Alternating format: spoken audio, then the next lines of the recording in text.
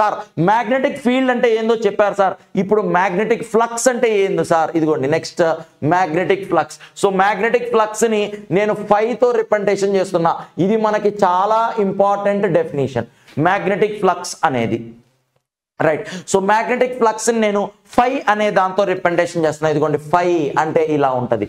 So అనే దాంతో representation చేస్తున్నా. ఇక్కడ చూడండి, the total number of magnetic lines of forces present in the magnetic field is called magnetic flux.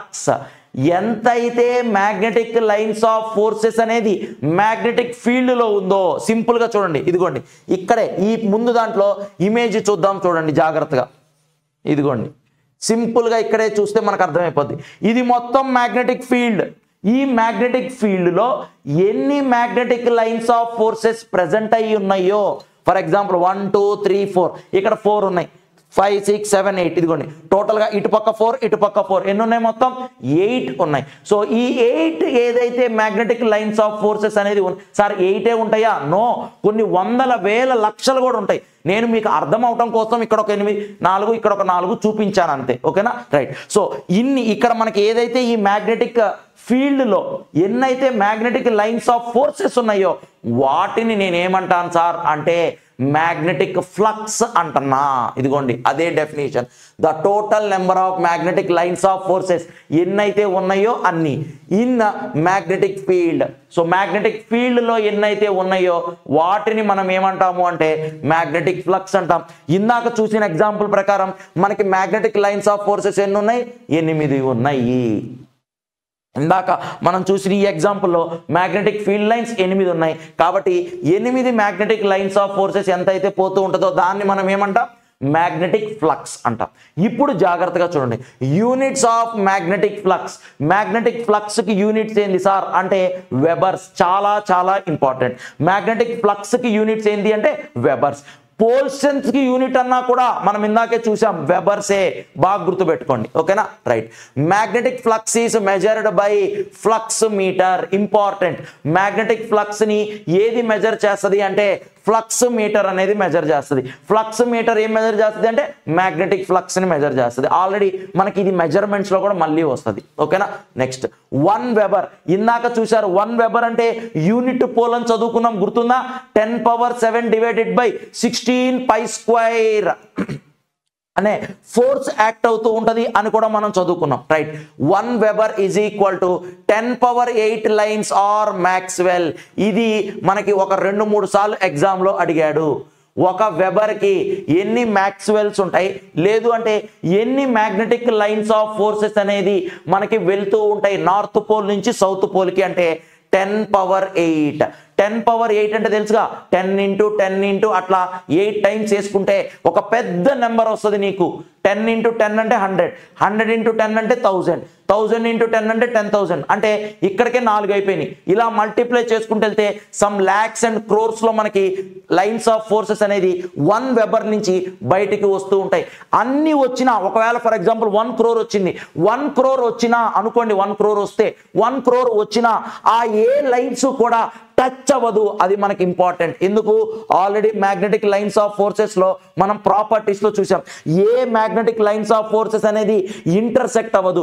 రెండోది అన్ని క్లోజ్డ్ గానే ఉంటాయి. ఇది కూడా మనం గుర్తుపెట్టుకోవాలి, ఓకేనా? Right, next magnetic flux is a scalar quantity. అంటే ఓన్లీ మనకి ఏముంటది? మ్యాగ్నిట్యూడ్ మాత్రమే. There is no direction. మనకి మ్యాగ్నెటిక్ ఫ్లక్స్ కి డైరెక్షన్ లేదు. అంటే నార్త్ నుంచి సౌత్ కి వెళ్తుంది, సౌత్ నుంచి నార్త్ కూడా వస్తుంది, ఒక స్పెసిఫిక్ డైరెక్షన్ లేదు. కానీ మ్యాగ్నెటిక్ లైన్స్ ఆఫ్ ఫోర్సెస్ కి మనకి ఏముంది? మ్యాగ్నెటిక్ ఫ్లక్స్ కి మ్యాగ్నిట్యూడ్ అంటే సమ్ వాల్యూ అనేది ఖచ్చితంగా ఉంటుంది. అంటే ఇదిగోండి ఎన్ని లైన్స్ ఉన్నాయి అనేది చెప్తాం కాబట్టి అనేది వాల్యూ మనకు ఖచ్చితంగా ఉంటుంది, ఓకేనా? Right, magnetic flux is the property of magnetic field. Important, చాలా సార్లు అడిగాడు మ్యాగ్నెటిక్ ఫీల్డ్ కి ఉండే ప్రాపర్టీ ఏంది సార్ అంటే చాలా మంది తప్పు ఆన్సర్లు పెట్టారు. ఏం పెట్టారు సార్ అంటే అట్రాక్షన్ అనో రిపల్షన్ అనో పెడుతూ ఉన్నారు. బట్ అవి రెండు కూడా తప్పు. మ్యాగ్నెటిక్ ఫీల్డ్కి ఉన్న ప్రాపర్టీ లేదా మ్యాగ్నెటిక్ ఫ్లక్స్కి ఉన్న ప్రాపర్టీ ఏంది సార్ అంటే మ్యాగ్నెటిక్ ఫీల్డ్. ఇదిగోండి, magnetic flux is the property of magnetic field. అంటే మ్యాగ్నెటిక్ ఫీల్డ్కి ఉండే ప్రాపర్టీ ఏంటిది అంటే మ్యాగ్నెటిక్ ఫ్లక్స్ని రిలీజ్ చేయటం. బాగా గుర్తుపెట్టుకుని, అంతేగాని attraction repulsion attraction of iron pieces ఇలాంటివన్నీ ఆన్సర్స్ ఆప్షన్స్లో ఉంటాయి, మనందరం తప్పు పెడతాం. కాబట్టి మ్యాగ్నెటిక్ ఫ్లక్స్ అనేది ప్రాపర్టీ దేనికి మ్యాగ్నెటిక్ ఫీల్డ్కి. ఓకేనా, right. Next, magnetic flux depends on sir దేని మీద డిపెండ్ అవుతుంది సార్ మ్యాగ్నెటిక్ ఫ్లక్స్ అంటే నెంబర్ ఆఫ్ టర్న్స్ మీద. ఒకవేళ ఆల్రెడీ మీకు తెలుసమ్మా టర్న్స్ పెంచుకున్నాను అనుకోండి ఆటోమేటిక్గా నాకు ప్రొడ్యూస్ అయ్యే ఫ్లక్స్ కూడా పెరుగుతుంది. ఎందుకు టర్న్స్ పెరిగినాయి అంటే మనం ప్రొడ్యూస్ చేసే కరెంట్ వల్ల అంటే పంపించే కరెంట్ వల్ల టర్న్స్ పెరగటం వల్ల మనకు ఆటోమేటిక్గా నెంబర్ ఆఫ్ అంటే ఫ్లక్స్ లైన్స్ కూడా మనకి ఇంక్రీజ్ అవుతూ ఉంటాయి. రెండోది కోర్ మెటీరియల్. కోర్ మెటీరియల్ మంచిది తీసుకున్నాం అనుకోండి మనకి ట్రాన్స్ఫార్మర్ గురించి కూడా మాట్లాడుతుంటాం. సో కోర్ అనేది మనకి మోస్ట్ ఆఫ్ ది కేసెస్ మనం హై పెర్మియబిలిటీ కోర్ తీసుకుంటాము. ఓకేనా, right. Area of core, core యొక్క ఏరియా పెరిగినా కూడా మనకి ఫ్లక్స్ అనేది పెరుగుతుంది, మనకు తెలిసిందే, right. Mean length of magnetic circuit అంటే మ్యాగ్నెటిక్ సర్క్యూట్ యొక్క మీన్ లెంత్ అంటే మధ్యలో ఉండే లెంత్ అమ్మ. తక్కువ ఉంటే రెండు కటింగ్ జరుగుతుంది ఎక్కువగా. అంటే ఇప్పుడు ఫర్ ఎగ్జాంపుల్ ఇదిగోండి, ఇది ఒక కోర్ అనుకుంటే వైండింగ్ ఇక్కడ పెడతాం మనం, అంటే డబల్ కోర్ ఉంటుంది అనుకోండి, ఇలా ఉంటుంది. ఇక్కడ ఒక వైండింగ్ ఇక్కడ ఒక వైండింగ్ పెడతాం.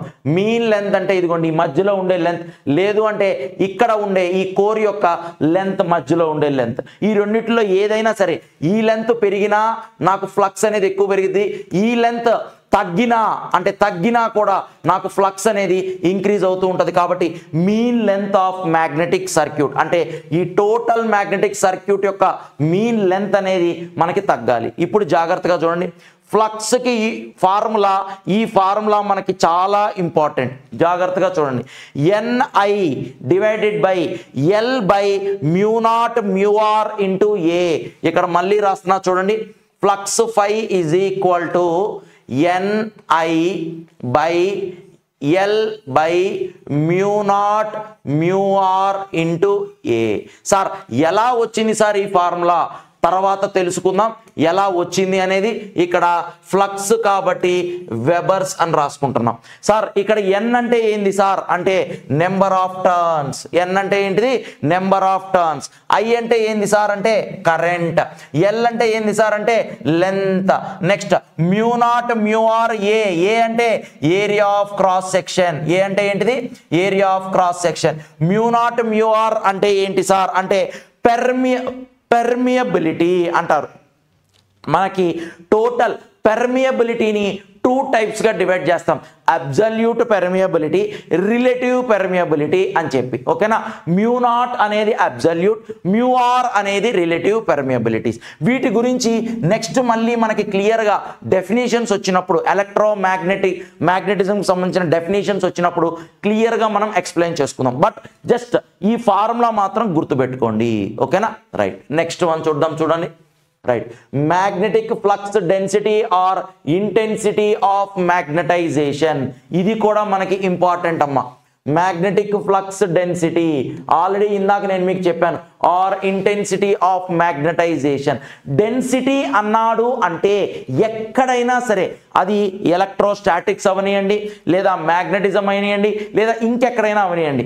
డెన్సిటీ అన్నాడు అంటే పర్ యూనిట్ ఏరియా లేదా పర్ యూనిట్ అనే దాంట్లోకి వస్తుంది. ఇక్కడ కూడా చూడండి, it is defined as magnetic flux per unit area.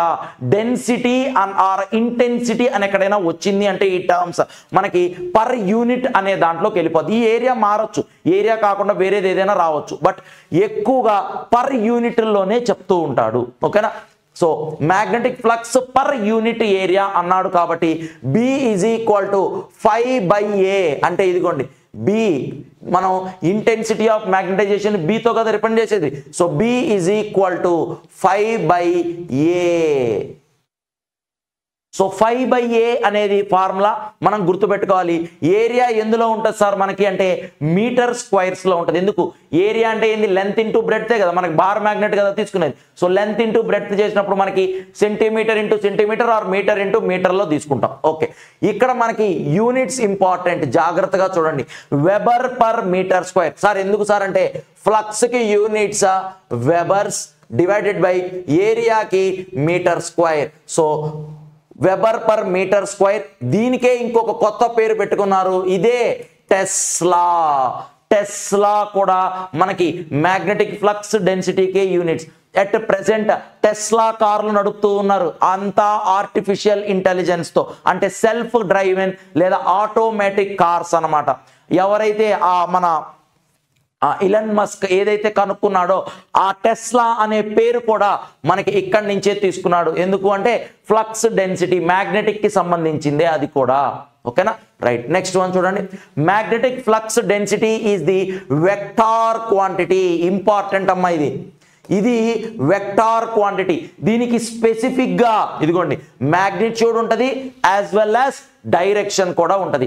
కానీ ఇదిగోండి మ్యాగ్నెటిక్ ఫ్లక్స్ అనేది మాత్రం మనకి ఏ క్వాంటిటీ, స్కేలార్ క్వాంటిటీ. కానీ మ్యాగ్నెటిక్ ఫ్లక్స్ డెన్సిటీ ఏ క్వాంటిటీ, ఇదిగోండి వెక్టార్ క్వాంటిటీ. ఓకేనా, right. It must be noted that in a particular region, the larger the flux density, the more intense of the magnetic field in the region. మనకి ఇందాకే చెప్పాను నేను, magnetic flux density అనేది ఎక్కువగా ఉంది అంటే దాని యొక్క మ్యాగ్నెట్ యొక్క స్ట్రెంగ్త్ కూడా ఎక్కువగా ఉంటది. ఆల్రెడీ మనం ఫస్ట్ లోనే చూసాం, right. Some times the value of magnetic flux density or intensity of magnet can be written as, కొన్నిసార్లు ఎలా రాయొచ్చు అంటే I is equal to M/A or B is equal to M/A కింద కూడా రాయొచ్చు కొన్నిసార్లు. ఇదిగోండి ఒకవేళ ఇది కానీ మనకి ఆప్షన్స్ లో ఎక్కడా లేకపోతే మనకి ఈ ఫార్ములా కింద కూడా చూస్తాం. ఎందుకు సార్ అంటే బీనే కాదు, ఐ అన్నా కూడా, క్యాపిటల్ ఐ అన్నా కూడా మనకి మ్యాగ్నెటిజం లో ఇంటెన్సిటీ ఆఫ్ మ్యాగ్నటైజేషన్ అనుకోవచ్చు. So I is equal to M/A, ఇక్కడ B is equal to M/A. Sir BRI అంటే మనకి తెలుసు ఇంటెన్సిటీ ఆఫ్ మ్యాగ్నటైజేషన్ అని. మరి ఎం అంటే ఏంది సార్ అంటే పోల్ స్ట్రెంత్. మనకు ఆల్రెడీ తెలుసు బి అంటే ఏంటిది, ఫ్లై అంటే ఏంటిది, ఫ్లక్సేగా. ఫ్లక్స్ ఎక్కడ ఉంటుంది, పోల్స్ దగ్గరేగా ఎక్కువ ఉండాల్సింది. సో కాబట్టి ఎం ని పోల్ స్ట్రెంత్ అని కూడా అనుకోవచ్చు. పోల్ స్ట్రెంత్ ఏ అంటే ఏంది సార్ అంటే ఏరియా ఆఫ్ క్రాస్ సెక్షన్ అని కూడా అనుకోవచ్చు, లేదా ఏరియా అనుకోవచ్చు, ఏదైనా అనుకోండి. ఓకేనా, ఎందులో ఉంటుంది సార్ ఏరియా అంటే మీటర్ స్క్వేర్ లో ఉంటుంది. ఎందులో ఉంటుంది, metre square, right. Next magnetic induction. Next one ఏంటిది, మ్యాగ్నెటిక్ ఇండక్షన్ డెఫినేషన్. పేరులోనే ఉంది ఇండక్షన్ అంటే ఏదో ఇండ్యూస్ అవుతుంది, ఎక్కడో ఇండ్యూస్ అవుతుంది. ఎక్కడ అవుతుంది, ఇదిగోండి whenever a magnetic bar is placed near an iron or metallic piece. ఒక ఐరన్ అంటే ఒక మ్యాగ్నెటిక్ బార్ అంటే బార్ మ్యాగ్నెట్ ని నేను ఐరన్ పీసెస్ కి దగ్గరగా తీసుకొచ్చి పెట్టేదానంటే then the iron pieces is magnetized with opposite polarity. This process of magnetization is called magnetic induction. నేను నార్త్ పోల్ ని ఒక ఐరన్ పీస్ కి దగ్గరగా తీసుకొచ్చాను అనుకోండి, ఆటోమేటిక్ గా ఐరన్ పీస్ లో ఏం ఫామ్ అయింది అంటే సౌత్ పోల్ ఫామ్ అయింది. అందుకే రెండు అతుక్కుంటాయి. సార్ ఎలా అతుక్కుంటున్నాయి సార్ రెండు అంటే, ఏదైతే నేను ఒక మ్యాగ్నెట్ ని అంటే ఈ మ్యాగ్నెట్ లో ఏదైతే నేను నార్త్ పోల్ ఒక ఐరన్ పీస్ కి దగ్గరగా తీసుకువెళ్ళాను అనుకోండి, ఆపోజిట్ పొలారిటీ అంటే నేను నార్త్ దగ్గరగా తీసుకెళ్తే ఆ ఐరన్ పీస్ లో ఏం ఫామ్ అయింది, సౌత్ ఫామ్ అయింది. ఒకవేళ నేను సౌత్ పోల్ తీసుకెళ్తే ఐరన్ పీస్ దగ్గర ఏం ఫామ్ అయింది, నార్త్ పోల్ ఫామ్ అయింది. అప్పుడు రెండు అతుక్కుంటున్నాయి. మనకేం తెలుసు, ఐరన్ పీస్ ని అట్రాక్ట్ చేస్తుంది అంటే ఎందుకు అట్రాక్ట్ చేసుకుంటుంది అంటే ఇదిగోండి ఈ మ్యాగ్నెటిక్ ఇండక్షన్ అనే ప్రిన్సిపల్ అక్కడ ఫామ్ అవుతుంది. ఎలా జరుగుతుంది అంటే నేను ఏ పోల్ అయితే మ్యాగ్నెట్ ని దగ్గరగా తీసుకెళ్తున్నానో ఆపోజిట్ పొలారిటీ అనేది మనకి ఎక్కడ ఫామ్ అవుతుంది, ఆ ఐరన్ పీస్ లో ఫామ్ అవుతుంది. ఓకేనా, రైట్. నెక్స్ట్ వన్ చూద్దాం, ఎలక్ట్రోమాగ్నెట్. నెక్స్ట్ వన్ ఏంటిదమ్మా, ఎలక్ట్రోమాగ్నెట్. ఇప్పటిదాకా మనం నార్మల్ గా మ్యాగ్నెట్ అంటూ చూసాం. ఇప్పుడు మనం ఎలక్ట్రోమాగ్నెట్ అంటే ఏందో చూద్దాం. ఎలక్ట్రోమాగ్నెట్ అంటే మనకు తెలుసు, బేసిక్ ఐడియా ఉంది. ఏం చెప్తున్నాం సార్ అంటే ఒక సాఫ్ట్ ఐరన్ బార్ తీసుకుంటాం, ఈ సాఫ్ట్ ఐరన్ బార్కి ఏదైతే నేను వైండింగ్ చుడతానో, వైండింగ్ చుట్టి అందులోకి సప్లై పంపిస్తుంటానో, ఏ సప్లై సార్ అంటే DC సప్లై పంపిస్తున్నాను స్టడీ నేచర్ తెచ్చుకోవడానికి. అంటే కంటిన్యూగా మ్యాగ్నెటిక్ ఫీల్డ్ని తెచ్చుకోవడానికి నేను DC సప్లై ఇస్తాను. AC ఇస్తే మధ్యలో మనకి జీరో అయిపోతూ ఉంటుంది, పెరుగుతూ తగ్గుతూ జీరో అవుతూ ఉంటుంది. కాబట్టి మనం ఎక్కువగా AC ఇవ్వము. మోస్ట్ ఆఫ్ ది టైమ్స్ మనం ఇచ్చేది DC సప్లై ఇస్తాము. ఆటోమేటిక్గా మనకి కాన్స్టెంట్ ఆర్ స్టడీ నేచర్ అనేది వస్తుంది. సో ఎప్పుడైతే నేను అలా సప్లై ఇస్తూ ఉంటానో అప్పుడు మాత్రమే అది ఎలా ఫామ్ అయ్యిద్ది అంటే మ్యాగ్నెట్గా ఫామ్ అవుతుంది. ఎప్పుడైతే నేను సప్లై ఆపేస్తానో మ్యాగ్నెట్ అనేది ఫామ్ అవ్వదు. రైట్, ఇదిగోండి చూడండి. If a soft iron bar is placed inside A solenoid, ఇక్కడ ఒక కొత్త టర్మ్ వచ్చింది. ఇదిగోండి టర్మ్. సార్ సోలినాయిడ్ అంటే ఏంది సార్ అంటే ఇదిగోండి ఇక్కడే రాస్తున్నా చూడండి. సోలినాయిడ్ అని చెప్పి మీకు ఒక ఇమేజ్ చూపిస్తున్నాను చూడండి. ఈ ఇమేజ్లో సోలినాయిడ్ అంటే ఇదిగోండి ఏదైతే ఒక వైరు ఇలా రౌండ్గా బ్లాక్ కలర్లో చుట్టుందో ఆ వైర్ని మనం ఏమంటామంటే సోలినాయిడ్ అంటాం. అంటే మధ్యలో గ్యాప్ అన్నమాట, మనకి ఒక స్ట్రైట్గా ఇండక్టర్ షేప్లో ఉంటుంది. దాన్నే మనం సోలినాయిడ్ అంటుంటాం. ఎయిర్లో అంటే ఫ్రీ స్పేస్ ఆర్ ఎయిర్లో పెట్టేసి ఇలా వైండింగ్ చేసి ఉంది అనుకోండి, ఈ దీంట్లో నుంచి కూడా మ్యాగ్నెటిక్ లైన్స్ ఆఫ్ ఫోర్సెస్ అనేది పోతూ ఉంటాయి. ఎందుకు? కరెంట్ పంపిస్తాం కాబట్టి. దీన్ని మనం సోలినాయిడ్ అంటాం. సార్ టొరాయిడ్ అంటే ఏంది సార్? ఇదిగోండి టొరాయిడ్. టొరాయిడ్ అంటే ఏంది సార్ అంటే ఇదే సేమ్ ఇదే ఒక సర్క్యులర్ షేప్లో ఉంది చూడండి. ఇదిగోండి సర్క్యులర్ షేప్. సర్క్యులర్ షేప్లో ఇలా రౌండ్గా ఉండి మధ్యలో మెటల్ కానీ లేదు అంటే ఏదైనా సాఫ్ట్ ఐరన్ కానీ లేదు అంటే గ్యాప్ ఉన్నా సరే దాన్ని మనం ఏమంటామంటే టొరాయిడ్ అంటాము. ఈ రెండు మనం బాగా గుర్తుపెట్టుకోవాలి. సోలినాయిడ్ అంటే ఫ్రీ స్పేస్ ఖచ్చితంగా ఉంటుంది. టొరాయిడ్ అంటే ఫ్రీ స్పేస్ ఉండొచ్చు, మధ్యలో ఏదైనా ఒక సాఫ్ట్ ఐరన్ది ఇలా సర్కిల్ షేప్లో మనం పెట్టుకొని ఉండొచ్చు, దాన్ని మనం టొరాయిడ్ అంటాం. Okay, solenoid. And A DC current is passed through it. ఇదిగోండి ఈ వైండింగ్స్ మనకి ఎలా ఉన్నాయి? ఇది సోలినాయిడ్ షేప్లో ఉన్నాయి. సోలినాయిడ్. ఈ సోలినాయిడ్కి ఇదిగోండి బ్యాటరీ అంటే DC సప్లై. బ్యాటరీ అంటే ఏంటిదమ్మా? DC supply. ఎప్పుడైతే నేను ఇదిగోండి ఈ ఐరన్ నెయిల్ అంటున్నానంటే ఇదేమనుకోవచ్చు మనం? సాఫ్ట్ ఐరన్ అనుకోవచ్చు. సో ఈ సాఫ్ట్ ఐరన్లోకి ఎప్పుడైతే నేను DC సప్లై పంపిస్తూ ఉన్నానో ఇదిగోండి ఇక్కడ మ్యాగ్నెటిక్ ఫీల్డ్ వల్ల ఇదిగోండి పిన్స్ అతుక్కొని ఉన్నాయి చూడండి. ఇక్కడ పిన్స్ మనకి క్లియర్గా ఇక్కడ అతుక్కొని ఉన్నాయి. సో ఇలా మనకు అతుక్కున్నప్పుడు ఎప్పుడు అతుక్కుంది సార్ అంటే ఇందులో నుంచి DC సప్లై దీనికి వెళ్ళి ఆటోమేటిక్గా దీంట్లో ఏం ప్రొడ్యూస్ అవుతాయి? ఫ్లక్స్. ఎప్పుడైతే ఇందులో ఫ్లక్స్ ప్రొడ్యూస్ అవుతుందో ఆటోమేటిక్గా నాకు ఐరన్ పీసెస్ అనేది ఇదిగోండి ఇక్కడ ఒక pole either north or south pole, ఇక్కడ ఒక pole either north or south pole అనేది మనకి ఇక్కడ ఫామ్ అవుతుంది. ఓకేనా? రైట్. నెక్స్ట్ చూడండి. passed through, then the electric field idigondi, then the electric field produced is strong and this equipment formed is called electromagnet. ఎప్పుడైతే ఇలా కరెంట్ వల్ల నాకు మ్యాగ్నెటిక్ ఫీల్డ్ వస్తూ ఉందో ఆటోమేటిక్ గా ఇలా వచ్చే మ్యాగ్నెటిక్ ఫీల్డ్ అనేది నాకు చాలా ఎక్కువగా ఉంటది. ఎందుకంటే నేను కరెంట్ని పెంచితే నాకు ఆటోమేటిక్ గా పెరుగుతుంది, ఏది ఫ్లక్స్ అనేది పెరుగుతుంది. కాబట్టి స్ట్రాంగ్ అండ్ ఈ ఎక్విప్మెంట్, ఈ టోటల్ ఎక్విప్మెంట్ ని ఏమంటున్నాం అంటే ఎలక్ట్రోమాగ్నెట్ అని అంటున్నాం. ఈ టోటల్ ఇదిగోండి ఈ ఎక్విప్మెంట్ మొత్తాన్ని నేనేమంటున్నాను అంటే ఎలక్ట్రోమాగ్నెట్ అంటున్నా. ఓకేనా? Right. Electromagnet is a temporary magnet. Already చెప్పాను, ఎప్పుడైతే కరెంటు పంపిస్తూ ఉంటావో అప్పుడు మాత్రమే అది మ్యాగ్నెట్ గా యాక్ట్ అయింది. And it's magnetic field strength can be varied by varying current, that is flux and flux density can be controlled. Already చెప్తానా, నువ్వు కరెంటుని పెంచావనుకోండి ఆటోమేటిక్గా నాకు ఫ్లక్స్ కూడా పెరుగుతూ ఉంటుంది, కరెంటుని తగ్గించావనుకోండి ఆటోమేటిక్గా ఫ్లక్స్ కూడా మనకి డిక్రీజ్ అవుతూ ఉంటుంది. Right. Next, normally in electromagnets a core of soft iron is used in large sized electromagnets. The iron core having 2.4% of silicon is used. Important point అమ్మా, ఇది జాగ్రత్తగా గుర్తుపెట్టుకోండి. ఇది ఇక్కడ చూడండి. రైట్.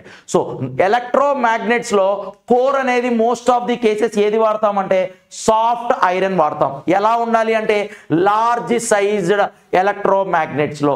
ఎప్పుడైతే లార్జ్ సైజ్డ్ ఎలక్ట్రోమాగ్నెట్స్ నువ్వు తీసుకుంటావో ఐరన్ కోర్ అనేది 2.4% ఆఫ్ సిలికాన్ కూడా వాడతావు. అందుకే మనం ట్రాన్స్ఫార్మర్స్ లో ఫస్ట్ ట్రాన్స్ఫార్మర్స్ కనుక్కున్నప్పుడు మమ్ము మెటల్ లేదా పెర్మా ఎల్లాయ్ అనేది వాడేవాళ్ళు. తర్వాత సిలికాన్ స్టీల్కి వచ్చారు.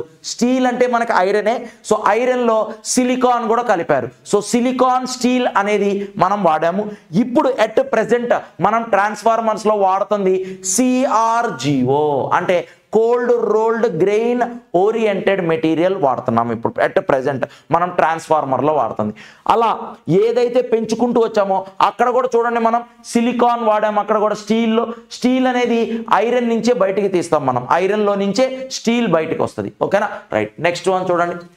Perma alloy is an alloy of iron and nickel and used in telephone equipments. ఇదిగోండి, ఎక్కువగా మనకి పెర్మా ఎల్లాయ్ ఎక్కడ వాడేవాళ్ళు సార్ అంటే టెలిఫోన్ ఎక్విప్మెంట్స్ లో వాడేవాళ్ళు. ఎక్కడ వాడేవాళ్ళు?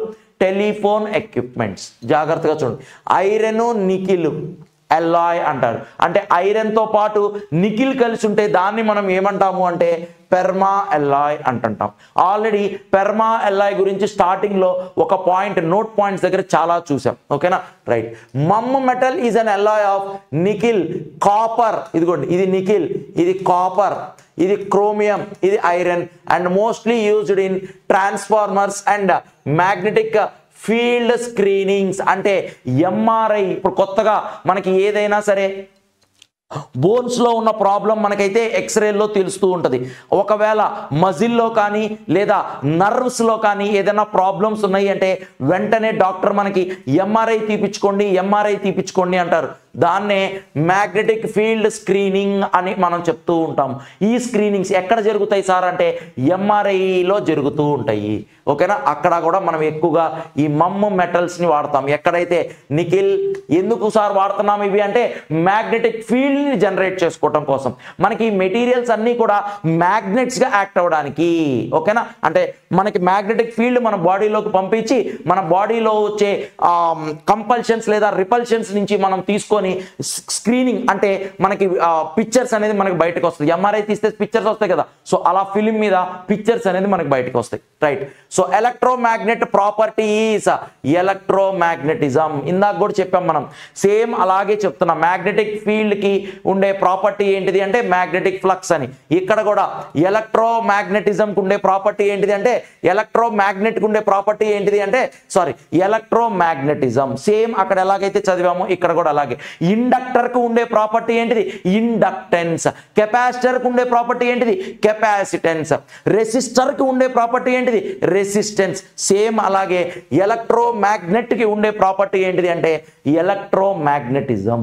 ఓకేనా, రైట్. ఇప్పుడు మళ్ళీ నేను అసలు ఎలక్ట్రోమాగ్నెటిజం అంటే ఏంటి ఇదిగోండి చూడండి. The property of electromagnet is called electromagnetism. Already పైన చదివిందే, right. The magnetic field produced by a current carrying conductor is called electromagnetism. Simple గా ఎలక్ట్రోమాగ్నెటిజం అంటే ఏం చెప్పొచ్చు సార్ అంటే ఇదిగోండి, మ్యాగ్నెటిక్ ఫీల్డ్ ఎవరు ప్రొడ్యూస్ చేశారు అంటే కరెంట్ క్యారీయింగ్ కండక్టర్ ఏదైతే మ్యాగ్నెటిక్ ఫీల్డ్ ని ప్రొడ్యూస్ చేసిందో దాన్ని మనం ఎలక్ట్రోమాగ్నెటిజం అంటాము. ఇదిగోండి చూడండి, the magnetic field produced by different types of current carrying conductors are given below. చాలా రకాలుగా మనకి కరెంట్ క్యారీయింగ్ కండక్టర్స్ అనేది డిఫరెంట్ కరెంట్ క్యారీయింగ్ కండక్టర్స్ మనకి అవైలబుల్ గా ఉన్నాయి. సో ఆ కరెంట్ క్యారీయింగ్ కండక్టర్స్ లో మనకి తెలిసిన కరెంట్ క్యారీయింగ్ కండక్టర్స్ కొన్ని వాటి గురించి మనం డీటెయిల్ గా మాట్లాడుకున్నాం. అందులో నెంబర్ 1 ఏంటిది అంటే magnetic field by straight conductor.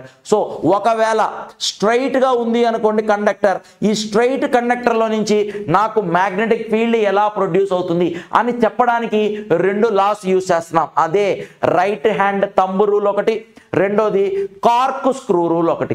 ఈ 2 లాస్ ని యూజ్ చేసుకొని మ్యాగ్నెటిక్ ఫీల్డ్ స్ట్రైట్ కండక్టర్ లో ఎలా వస్తుంది అని మనం చెప్తాం. రెండోది magnetic field by current carrying loop. Loop అన్నాడు అంటే సర్క్యులర్ షేప్లో లేదా క్లోజ్డ్ ఏరియాలో చూస్తాము. ఓకేనా, రైట్. మూడోది magnetic field by current carrying solenoid or circle. Solenoid అన్న సర్కిల్ అన్న దగ్గరగా సేమ్ ఉంటాయి కాబట్టి తీసుకోవచ్చు, బట్ సోలినాయిడ్ అని కరెక్ట్గా మాట్లాడుకుందాం మనం. ఓకేనా, so magnetic field by current carrying solenoid. సోలినాయిడ్లో ఎలా వస్తుంది మ్యాగ్నెటిక్ ఫీల్డ్ అని చెప్పడానికి కూడా 2 లాస్ ఉన్నాయి. ఒకటి హెలిక్స్ రూల్ అంటాడు, 2 ఎండ్ రూల్ అంటాడు. 2 రూల్స్ ఉన్నాయి ఎక్కడ సోలినాయిడ్ లో మ్యాగ్నెటిక్ ఫీల్డ్ కి. ఒకటి హెలిక్స్ రూల్, 2 ఎండ్ రూల్. ఓకేనా, స్ట్రైట్ కండక్టర్ లో కూడా 2 ఉన్నాయి. ఒకటి right hand thumb rule, 2 cork screw rule. మరి లూప్కి మాత్రం ఏమీ లేవు, డైరెక్ట్గా కనుక్కోవచ్చు లూప్కి మాత్రం. ఓకేనా, రైట్. వీటి గురించి మనం మాట్లాడదాం ఇప్పుడు. ఈ రూల్స్ మనకి చాలా ఇంపార్టెంట్. మనకి ఈ రూల్స్ కరెక్ట్గా అర్థమైతే మనకి ఆటోమేటిక్గా నెక్స్ట్ మనం మెషిన్స్లోకి వెళ్ళినా లేదు అంటే నెక్స్ట్ కంటిన్యూ టాపిక్స్లోకి కానీ, అంటే ఈ మ్యాగ్నెటిజంలో కాకుండా మెషిన్స్ ఎప్పుడైతే వెళ్తామో అక్కడ మనకి ఈజీ అవుతుంది ఫర్ ఎలక్ట్రికల్ స్టూడెంట్స్. ఓకేనా, so right hand thumb rule, cork screw rule, helix rule, end rule. Right hand thumb rule, cork screw rule దేనికి స్ట్రైట్ కండక్టర్కి, కరెంట్ క్యారింగ్ సోలినాయిడ్కి అయితే helix rule, end rule. Clear, right. First చూడండి magnetic field by straight conductor. This is number 1. So ఒకట్లో magnetic field by straight కండక్టర్కి నేను మాట్లాడుతున్నా. ఇందులో 2 రూల్స్ ఉన్నాయి. ఏమేంటిది? First one right hand thumb rule, right hand thumb rule. రెండోది cork screw rule. 2 ఉన్నాయి. ఓకేనా, రైట్. ఇప్పుడు నేను అసలు ఈ మ్యాగ్నెటిక్ ఫీల్డ్ బై స్ట్రైట్ కండక్టర్లో అసలు ఏం జరుగుతుంది అనేది చూస్తా. ఇదిగోండి, ఇది ఒక స్ట్రైట్ కండక్టర్ అనుకుంటున్నా, కలర్ చేంజ్ చేస్తున్నా. రైట్, ఇదిగోండి ఇక్కడ ఏదైతే వీడు రాడ్ పట్టుకొని ఉన్నాడో ఇది straight conductor. So straight conductor, ఇదిగోండి స్ట్రైట్ కండక్టర్లో కరెంట్ పైకి వెళ్తూ ఉంది అన్నాడు. అండ్ ఫింగర్ డైరెక్షన్ అంటే కర్ల్డ్ ఫింగర్స్ ఇలా పట్టుకొని ఉన్నా. కండక్టింగ్ వైర్, ఇదిగోండి ఈ వైర్ కండక్టింగ్ అంటే స్ట్రైట్ కండక్టర్. మ్యాగ్నెటిక్ ఫీల్డ్ చూడండి ఎలా కాన్సెంట్రిక్ సర్కిల్స్ షేప్లో ఉన్నాయి. చూసుకోండి ఇక్కడ మనకి ఫీల్డ్ ఎలా ప్రొడ్యూస్ అవుతున్నాయి అంటే సర్క్యులర్ షేప్లో ప్రొడ్యూస్ అవుతూ ఉన్నాయి. జాగ్రత్తగా చూస్తే ఇదిగోండి ఇలా ఉన్న కండక్టర్, ఏదైతే కండక్టర్ ఇలా ఉందో ఈ కండక్టర్ని నేను ఇలా పట్టుకున్నా అంటే కరెంట్ డైరెక్షన్లో నా థంబ్ చూపిస్తున్నా. ఓకేనా, రైట్. ఇప్పుడు జాగ్రత్తగా చూడండి. The magnetic field, right, the magnetic field around the current carrying straight conductor is in the shape of concentric circular shape. ఇది మనకి చాలా ఇంపార్టెంట్. ఒక స్ట్రైట్ కండక్టర్లో మనకి మ్యాగ్నెటిక్ ఫీల్డ్ ఎలా వస్తుంది సార్ అంటే ఇదిగోండి ఇక్కడ ఏదైతే మ్యాగ్నెటిక్ ఫీల్డ్ రాసామో ఇది concentric circular shape. Circular shape ఇదిగోండి ఇక్కడ అరేంజ్ చేసి చూపిస్తాను, జాగ్రత్తగా చూడండి. ఇదిగోండి ఏ షేప్లో ఉందో చూడండి జాగ్రత్తగా. కాన్సెంట్రిక్ సర్క్యులర్ షేప్లో మనకు ఉన్నాయి. ఏంటి? మనకి మ్యాగ్నెటిక్ ఫీల్డ్ లైన్స్. ఓకేనా, right. Next one, the centre of magnetic lines of conductor are produced along the complete length of the conductor. Sir ఇక్కడ ఒక్క చోటే వస్తుందా అంటే నో, టోటల్ లెంత్ మొత్తం. అంటే ఇది ఒక రాడ్ తీసుకుంటే ఈ రాడ్ ఇక్కడి నుంచి స్టార్ట్ అయ్యి ఇక్కడ దాకా ఎండ్ అయింది, ఇక్కడి నుంచి ఇక్కడ దాకా కూడా కాన్సెంట్రిక్ సర్క్యులర్ షేప్లోనే వస్తాయి. అంతేగాని ఈ ఒక్క పాయింట్ దగ్గర వస్తుంది లేదా ఈ ఒక్క పాయింట్ దగ్గర వస్తుంది అలా కాదు. ఈ టోటల్ మొత్తం కూడా కాన్సెంట్రిక్ సర్క్యులర్ షేప్లోనే ఉంటుంది. ఓకేనా, కరెంట్ క్యారీ కండక్టర్ చుట్టూరు. The direction of electric lines of force can be found by following 2 methods. Sir concentric circular లో వస్తుంది అని మనకు అర్థమైంది. ఇప్పుడు ఆ డైరెక్షన్ ఎలా ఉంటుంది అంటే ఇదిగోండి నేను ఆరో మార్క్స్ ఇక్కడ పెట్టాను, గమనించారా? ఈ ఆరో మార్క్స్ ఇలాగే ఎందుకు పెట్టారు సార్? ఇటు తిరగడానికి లేదా అని ఈ డైరెక్షన్ కనుక్కోవడానికి మనకి 2 రూల్స్ ఉన్నాయి. ఏమేంటి సార్ అంటే రైట్ హ్యాండ్ థంబ్ రూల్ ఒకటి, రెండోది కార్క్ స్క్రూ రూల్ ఒకటి. ఈ 2 రూల్స్ని పెట్టుకొని నువ్వు ఆ వచ్చిన మ్యాగ్నెటిక్ ఫీల్డ్ అనేది ఏ డైరెక్షన్లో ఉందో చెప్పగలుగుతావు. డైరెక్షన్ని చెప్పగలిగేయి. డైరెక్షన్ని కింద చూడండి, current goes into the plane or away from the observer అయితే మనం క్రాస్తో రిప్రజెంటేషన్ చేస్తాం. 2 రకాల రిప్రజెంటేషన్స్ ఉంటాయమ్మా మనకి, క్రాస్ తో రిప్రజెంటేషన్ చేస్తే ఏమైంది అని అడుగుతాడు. ఇంటూ ది ప్లేన్ అంటే ప్లేన్ లోపలికి వెళ్తుంది అంటే ఇదిగోండి లోపలికి వెళ్తుంది అంటే ఇదిగోండి ఇలా లోపలికి వెళ్ళిపోతుంది అంటే మనకి అవే ఫ్రమ్ అబ్జర్వర్, అబ్జర్వర్ నేనేగా, నా నుంచి ఇలా లోపలికి వెళ్తుంది అంటే క్రాస్ తో రిప్రజెంటేషన్ చేస్తారు. ఓకేనా. Next current coming out of the plane or towards the observer అంటే ఇలా వస్తుంది బయటికి, ఇలా బయటికి వస్తుంది అంటే దాన్ని నేను డాట్ తో రిప్రజెంటేషన్ చేస్తాను. అవే ఫ్రమ్ ది అబ్జర్వర్ అయితేనేమో క్రాస్, టువర్డ్స్ ది అబ్జర్వర్ నా వైపుకి వస్తుంది అంటే ఇదిగోండి టువర్డ్స్ ది అబ్జర్వర్ అయితే డాట్ తో రిప్రజెంటేషన్ చేస్తారు. ఇదేమో అవే, ఇదేమో టువర్డ్స్, ఎవరికి అంటే అబ్జర్వర్ అంటే నేనే. రైట్. నెక్స్ట్ వన్ చూడండి. ఇప్పుడు డైరెక్షన్ ఎలా కనుక్కోవడానికి right hand thumb rule direction ఎలా చెప్తున్నామంటే ఇదిగోండి బెస్ట్ ఇక్కడ జాగ్రత్తగా చూడండి. ఇదిగోండి ఇది ఒక కండక్టర్, ఇది ఒక కండక్టర్ ఆర్ రాడ్ ఏదైనా అనుకోండి. ఈ రాడ్ లోకి కరెంట్ పంపిస్తున్నా. వీడేం చెప్తున్నాడంటే ఇదిగోండి రైట్ హ్యాండ్ థంబ్ రూల్లో అసలు ఫస్ట్ ఏం చెప్తున్నాడో చూసి ఇక్కడ ఇమేజ్ చూడండి జాగ్రత్తగా. It states that hold the current carrying conductor in right hand. ఇదిగోండి ఇదే ఒక కరెంట్ క్యారింగ్ కండక్టర్ అనుకుంటే రైట్ హ్యాండ్ తో హోల్డ్ చేయమన్నాడు. ఓకే బాగుంది. సచ్ దట్ ఎలా హోల్డ్ చేయాలి సార్ అంటే such that the thumb points towards the direction of current. ఇదిగోండి కరెంట్ డైరెక్షన్ పైకి ఉంది కాబట్టి నేను ఇలా పట్టుకున్నా. ఇదిగోండి ఇలా ఇలా పట్టుకుంటే నా ఫింగర్స్ కూడా కనిపిస్తున్నాయి. థంబ్ అనేది ఇదిగోండి ఇది థంబ్, రైట్ హ్యాండ్ లో ఉండే థంబ్ నాకు ఇదిగోండి ఇలా ఉన్నప్పుడు ఇలా పట్టుకున్నా, ఇలా పట్టుకున్నప్పుడు కరెంట్ డైరెక్షన్ పైకి ఉంది అనుకుంటున్నా కాబట్టి థంబ్ కూడా కరెంట్ డైరెక్షన్ ఎలాగైతే ఉందో అదే డైరెక్షన్ లో ఉంది. And parallel to the conductor, conductor కి ప్యారలల్ గానే ఇదిగోండి థంబ్ ఇలా పక్కకు పెట్టాను అనుకో దీనికి ప్యారలల్ గానే ఉంది. Okay. Then the curled fingers point in the direction of magnetic field or flux. ఇదిగోండి ఎప్పుడైతే ఇలా పట్టుకున్నానో ఆటోమేటిక్గా కర్ల్డ్ ఫింగర్స్ అంటే ఇదిగోండి ముడత పెట్టిన ఫింగర్స్ అని. ఈ ఫింగర్స్ ఎప్పుడైతే ఇలా పట్టుకున్నానో ఇలా లోపలికి కదా పట్టుకుంది నేను కండక్టర్ని, ఇలా లోపలికి పట్టుకున్నా కాబట్టి మ్యాగ్నెటిక్ ఫీల్డ్ ఇలా తిరుగుతూ ఉంటుంది. అంటే ఇదిగోండి ఇలా తిరుగుతూ ఉంటుంది, ఇలాగా తిరుగుతూ ఉంటుంది అంటే ఈ డైరెక్షన్లో తిరుగుతూ ఉంటుంది. అంటే ఇదిగోండి సింబల్ కూడా చూడండి. ఇదిగోండి నేను ఎప్పుడైతే పట్టుకుని కర్ల్డ్ ఫింగర్స్ ఇలా లోపలికి కదా ఉంది కాబట్టి ఇదిగోండి ఈ డైరెక్షన్లో తిరుగుతూ ఉంటుంది. ఇదిగోండి ఇక్కడ నుంచి స్టార్ట్ అయ్యి ఈ డైరెక్షన్ ఇదిగోండి ఈ డైరెక్షన్లో తిరుగుతూ ఉంటుంది. పైకి వచ్చేటప్పటికి మళ్ళీ ఆపోజిట్ డైరెక్షన్ వస్తుంది, ఈ డైరెక్షన్లో తిరుగుతుంటుంది. అందుకే ఇదిగోండి మ్యాగ్నెటిక్ ఫీల్డ్ ఈ డైరెక్షన్లో ఉంటుంది. అంటే కర్ల్డ్ ఫింగర్స్ ఎటైతే తిరుగున్నాయో మ్యాగ్నెటిక్ ఫీల్డ్ కూడా అట్లాగే ఉంటుంది. ఇదిగోండి ఇక్కడ చూడండి ఇదిగోండి కరెంట్ డైరెక్షన్ పైకి ఉంది, నేను ఇలా పట్టుకున్నా, ఇలా పట్టుకున్నప్పుడు మ్యాగ్నెటిక్ ఫీల్డ్ డైరెక్షన్ అనేది ఇలా తిరుగుతూ ఉంటుంది అని చెప్పేది నేనేంటిది అంటే రైట్ హ్యాండ్ థంబ్ రూల్. అంటే కరెంట్ డైరెక్షన్లో కానీ నేను పట్టుకుంటే ఆటోమేటిక్గా కర్ల్డ్ ఫింగర్స్ అనేది నాకు మ్యాగ్నెటిక్ ఫీల్డ్ యొక్క డైరెక్షన్ చెప్తుంది. అందుకే ఇదిగోండి ఇక్కడ కూడా చూడండి జాగ్రత్తగా థంబ్కి ఇలా పైకి పట్టుకొని ఉన్నా, నేను థంబ్కి ఇలా పట్టుకొని ఉండటం వల్ల కర్ల్డ్ ఫింగర్స్ ఇలా లోపలికి ఉన్నాయి కాబట్టి నాకు ఆటోమేటిక్గా ఫీల్డ్ డైరెక్షన్ అనేది ఇదిగోండి ఇక్కడ క్లియర్గా చూడండి ఈ డైరెక్షన్ అంటే లోపలికి తిరుగుతుంది అని ఇక్కడ ఇమేజ్లో కూడా చూపించాను నేను. ఓకేనా. రైట్.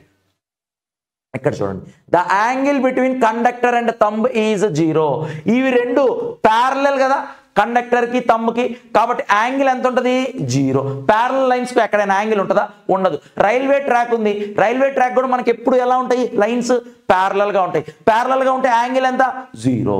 ఓకేనా. రైట్. నెక్స్ట్ వన్ చూద్దాం చూడండి కార్క్ స్క్రూ రూల్ ఆర్ దీనికే ఇంకొక పేరుంది మ్యాక్స్వెల్స్ కార్క్ స్క్రూ రూల్. ఏదైనా కరెక్టే. సో కార్క్ స్క్రూ రూల్లో ఏం చెప్తున్నాడు సార్ అంటే జాగ్రత్తగా చూడండి. ఫస్ట్ ఈ స్టేట్మెంట్ చదివిన తర్వాత దీని దగ్గరకు వద్దాం. Right. Imagine a screw. Screw మనకు తెలుసుగా నార్మల్గా ఒక స్క్రూ అనేది ఎలా ఉంటుంది పైన ఇదిగోండి సేమ్ ఇలాగే ఉంటుంది. ఒక స్క్రూ అనేది మనకు తెలుసు ఆల్రెడీ. పైన మనకి టెస్టర్ లాంటిది లేదా ఏదైనా ఒకటి పెట్టి ఇలా తిప్పితే స్క్రూ కిందకి వెళ్ళిపోతూ ఉంటుంది. ఓకేనా. Right. The tip pointing to the direction of current flow. Tip అంటే ఏందమ్మా ఇదేనా?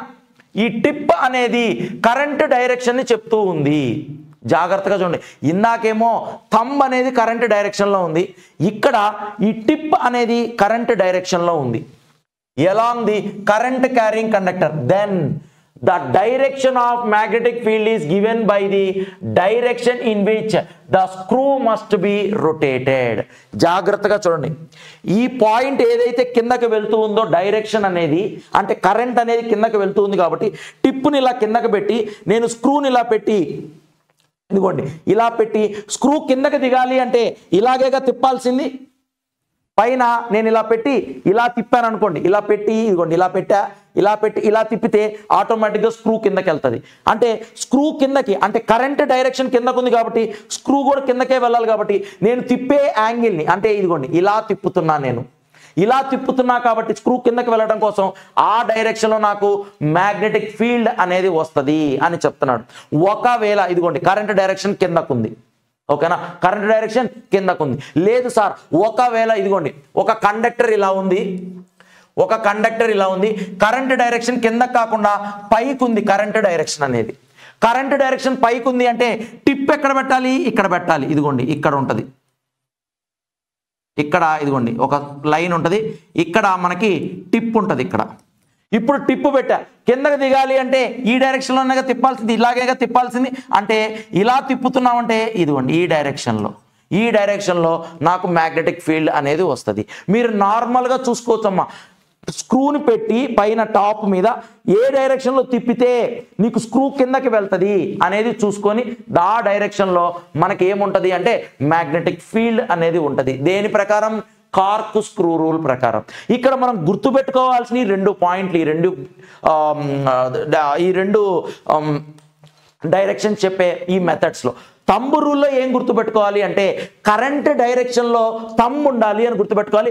కర్ల్డ్ ఫింగర్స్ మ్యాగ్నెటిక్ డైరెక్షన్ ని చెప్తుంది, అంటే మ్యాగ్నెటిక్ ఫీల్డ్ డైరెక్షన్ ని. మరి కార్క్ స్క్రూ రూల్లో టిప్ ఏదైతే స్క్రూకు ఉంటుందో అది కరెంట్ డైరెక్షన్లో ఉండాలి. ఏ డైరెక్షన్లో నువ్వు రొటేట్ చేస్తావో స్క్రూని ఆ డైరెక్షన్లో నీకు మ్యాగ్నెటిక్ ఫీల్డ్ అనేది వస్తుంది.